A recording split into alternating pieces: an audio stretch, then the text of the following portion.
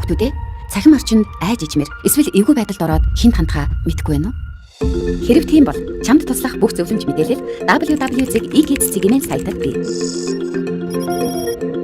Мөн эцэг их багш нар хүүхэдтэй цахим орчны боловсрой аюулын талаар хэрхэн ярилцах зөвлөгөө мэдээллийг www.ekids.cg-ийн сайтаас авах боломжтой. Түүнчлэн хүүхдэд ээлтэй аюулгүй цахим орчин бий болгоход интернетийн үйлчилгээ үзүүлэлтэд хэрхэн хувь нэмэр оруулж болох зааварч бас энд бий. Бидэнтэй нэгт цахим орчныг хүүхдэд аюулгүй болгоё. Захим хэрэгслийг хэтрүүлэн хэрэглэснээр бие махбодод гарах өөрчлөлт. Нэгт нүдний эмгэг удаан хугацаагаар зурагт үзэж компьютер гар утас ширтдэг хүүхдийн нүд эхэндээ ядрах, нүдний угаар хөшрөх, аргах, хуураших шинж тэмдэг илэрч байснаа аажимдаа нүдний хараа мууддаг байна. Хоёрт толгой өвдөх.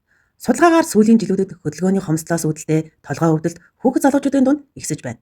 Удаан хугацаагаар нэг байрлалдаа хөдөлгөөнгүй суухад хүзүүний булчин чангарч толгой өвддөг байна.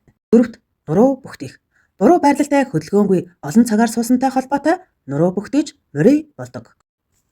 Тавт нойрны хямрал ба өсөлт удаашрах. Хүүхэд 21 цагаас өмнө унтаж байж өсөлтийн дааврын ялгаралт сайн байдаг. 22 цагаас 02 цагийн хооронд хамгийн их өсөлтийн даавар ялгардаг. Хөдөлгөөнгөө удаан сууснаас бодисын солилцоо муудаж өсөлт удаашрна. 6-т бие махбод болон сэтгэл санаанд өөрчлөлт орох. 1-т сэтгэл санаа докторгүй цочмтгой болох.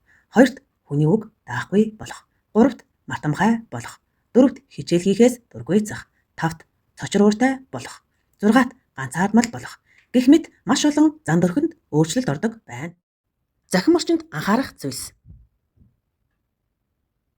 Захим орчинг зохистой хэрэглэх нь сурч боловсрох боломж олгоно. Үзэл бодлоо чөлөөтэй илэрхийлэх боломжтой. Чөлөөт цагаа зөв боловсон өнгөрүүлэх боломж олгоно. Гэхдээ бодит амьдрал дээрх сайн муу зүйлс захимд бас байдаг. Захим орчинд найз нөхдөд хүндэтгэлтэй хандаарай. Нийтлэхийн өмнө дахин нэг бод. Бусдыг гомдоож өөрийгөө ичээхвээ. Захим болзооноос болгоомжил.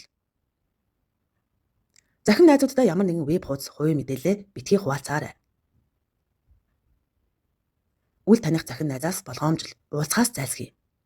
Удаан хугацаагаар захим орчинд тоглоом тоглох зэрэг нь донтуулах аюултай. Захим хэрэгслийн хэрэглээг багасгах арга замууд. Дуртай спортоор хичээлж, өөрийн бие бэлраа хөгжүүлээрэй. Хөгжим тоглож сурах. Хөгжим тоглож сурах нь математик сэтгэлгээг сайжруулдаг, сэтгэн бодох чадварыг сайжруулдаг байна. Зураг зурах. Өнгөний мэдрэмжтэй болохоос гадна анхаарал маш сайн төвлөрдөг болох нэ. Ном унших. Ой тогтоолт маш сайн сайжирдаг. Та номыг тогтмол уншиж хэвшээрэй.